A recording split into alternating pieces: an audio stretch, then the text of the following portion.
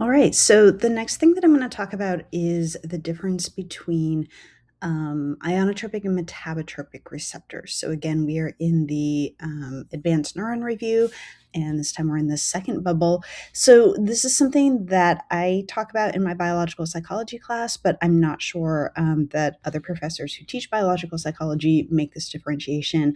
And I know I don't tend to cover it in cognitive neuroscience, probably not covered in sensation and perception. So this is a concept that I think many of you who are familiar with cell bio, et cetera, have covered this many times before, but I know that some of you have not had it. So I just want to make sure that I review this. Okay, so we're talking about receptor types. We're talking about what the ligand can bind to on a receptor channel. And so here you have a picture of a receptor that is embedded in a cell membrane. So these are proteins. And the main type of receptor that we often tend to think about when we talk about neural communication is the ionotropic receptor. So ionotropic receptors we call ligand gated. So they are gated by the ligands, by the neurotransmitter, by the hormone, by the drug that will bind to them. And then they form a pore. So there are these protein subunits, and these protein subunits we're not going to talk about too much, but they do have different receptor binding sites, right? So when you start to think about different things that can bind to these channels, that is determined by the protein subunit that makes up the receptor channel. And I always use the analogy of like when I was on a sports team. I used to do these pictures where we would stand shoulder to shoulder in a circle, right? And then put a camera at the bottom and take a picture up. So picture those proteins sort of standing shoulder to shoulder. And when they do that, they form a pore for ions to travel through. And so what happens is the ligand binds. So the ligand is the green bubble on this picture. It's a neurotransmitter. And then that will change the channel shape. So it will open the channel. And then that will allow ions to flow in or out of the cell. So this creates a very fast change in the cell. If these are, for example, sodium ions, then if sodium is coming into the cell, it will very quickly depolarize that part of the cell membrane, and that is very quick and that is very immediate. Okay.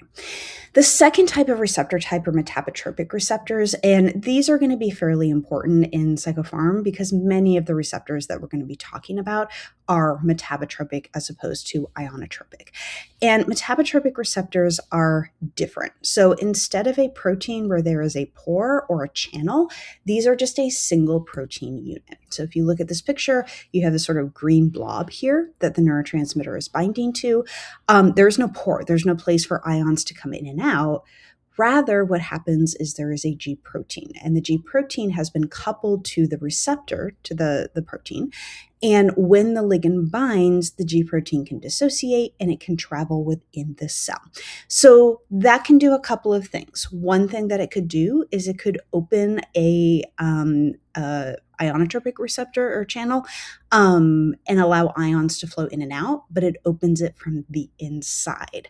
A second thing that this could do is the G protein could go and it could interact with something that we call an effector enzyme.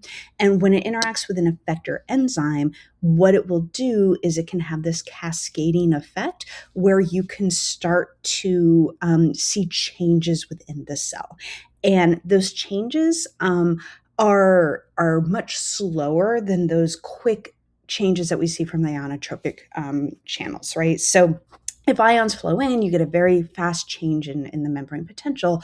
But here, right, the G protein is interacting with that effector enzyme, and then those cascading changes take a very long time to happen relative to ionotropic, right? So in cell timing. Okay. This picture is just another picture showing you some of these processes. So you have your metabotropic receptor. Here it's acetylcholine that is binding. You have your G protein. You will never need to know, I know like cell bio people, you might need to know this, but you're not going to need to know the subunits, the alpha, the beta, the gamma subunits, or anything about GDP, GTP. Just know that this is the G protein, and this is a picture of it opening those potassium channels. Okay. So one of the things that can happen, just one example of the changes that can happen are changes in something called cyclic AMP or CAMP. So you don't need to know this too in depth, but just know that if you are doing something, so I'm going to go back to here. If the G protein interacts with an effector enzyme and the cascading secondary effect is that you are increasing cyclic AMP, then that is going to increase the excitability of the cell. That is going to increase the likelihood, right, that the cell is going to have an action potential. If you do something to decrease the cyclic AMP and lower that, then that is going to have less cell excitability. So I do not need you to know the intermediary steps. I do not need you to know, right, how it increases or how it decreases cyclic AMP. I just need you to know that relationship, because that will be important in some of the drugs that we talk about. And then I have this video here. I'm going to play this video. I know it's very weird to like play a video during an asynchronous lecture, but just so you can see. Oh, maybe I'm not going to play the video. I guess maybe Prezi recording doesn't allow me to play this video. So I will recommend that you go into the Prezi and you watch this video, because this video is just talking a little bit. It just shows this process, right, of the G protein interacting with effector enzymes and influencing the cyclic AMP amount.